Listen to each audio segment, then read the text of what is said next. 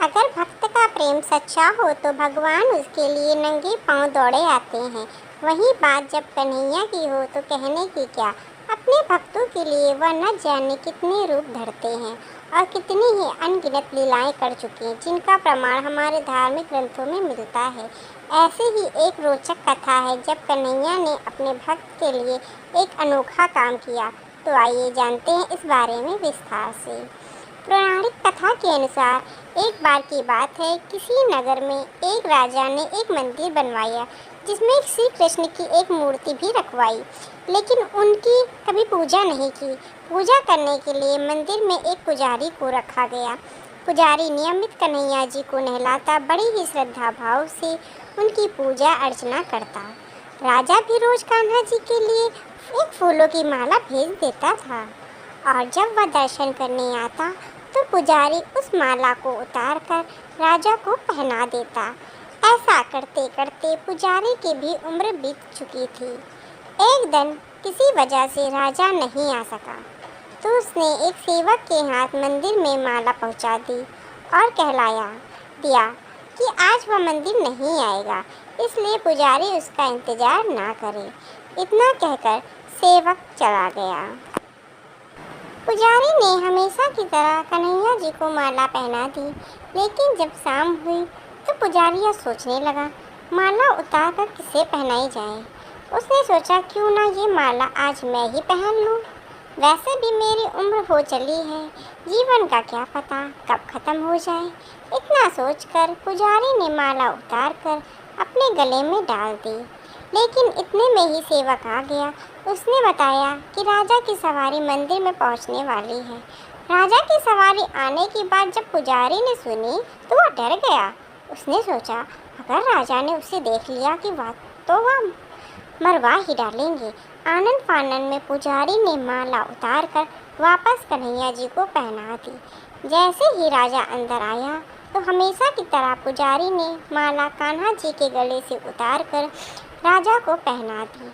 लेकिन माला पर लगा सफ़ेद बाल देखकर राजा समझ गए कि पुजारी ने यह माला स्वयं ही पहनी थी।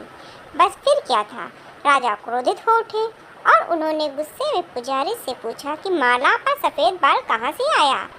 तब राजा की बात सुनकर पुजारी डर गया और बोल पड़ा, ये तो कन्हैया जी का है। अब तो राजा और भी क्रोधित हो गए, क्योंकि कान्हा तो भगवान है और उनके बाल सफ़ेद कैसे हो सकते हैं। इसलिए राजा ने फरमान सुना डाला कि कल श्रृंगार के समय राजा खुद आएंगे और देखेंगे सच में ही कान्हा जी का सफ़ेद बाल है या पुजारी झूठ बोल रहा है। उन्होंने कहा कि अगर पुजारी ने झूठ बोला होगा तो उसे फांसी दे दी जाएगी। राजा का फरमान सुनकर पुजारी का बुरा हाल हो गया।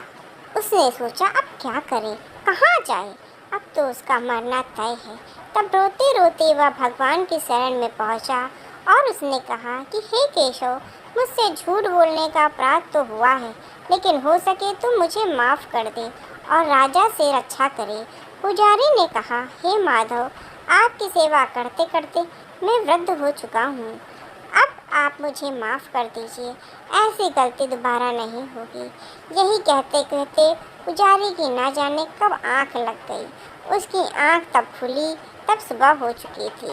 उधर सुबह होते ही राजा भी आ गया और कहने लगा, आज कान्हा जी का श्रृंगार वह खुद करेगा। ऐसा कहकर जैसे ही राजा ने कान्हा जी का मुकुट उतारा तो देखा श्री कृष्ण के तो सारे बाल ही सफ़ेद हैं। लेकिन राजा को फिर भी यकीन नहीं हुआ। उसे लगा कि फांसी के डर से ही बालों को रंग दिया होगा। राजा ने सोचा, क्यों ना कन्हैया जी का एक बाल तोड़ कर देखा जाए। उसके बाद राजा ने कान्हा जी का एक बाल तोड़ दिया, लेकिन जैसे ही बाल टूटा कन्हैया जी के सिर से खून की धारा बहने लगी। यह देखकर राजा भगवान के चरणों में गिरकर माफ़ी मांगने लगा। तभी श्री कृष्ण की मूर्ति से आवाज़ आई, हे राजन, तुमने मुझे केवल मूर्ति मात्र ही समझा, इसलिए आज से मैं तुम्हारे लिए केवल मूर्ति मात्र ही रहूँगा। लेकिन पुजारी ने सच्चे मन और श्रद्धा से मेरी भक्ति की है, इसलिए उसकी अनन्य भक्ति को देखकर मुझे अपने बाल सफ़ेद करने पड़े। कन्हैया जी ने कहा, भक्ति में कभी भी संशय नहीं होना चाहिए और सच्चे भक्त की लाज तो मैं कभी जाने नहीं देता हूँ। अगर आप भी कृष्ण भक्ति को पाना चाहते हैं और कृष्ण से जुड़ी बातें जानना चाहते हैं तो हमारे चैनल से जुड़े रहें। अगर अभी तक आपने हमारे चैनल को सब्सक्राइब नहीं किया है तो प्लीज़ इसे सब्सक्राइब करिए। कृष्ण से जुड़ी हुई ज़रूरी जानकारी हम आपके साथ लाते रहेंगे। तब तक के लिए अपना ध्यान रखिए और भक्ति करते रहिए। राधे राधे।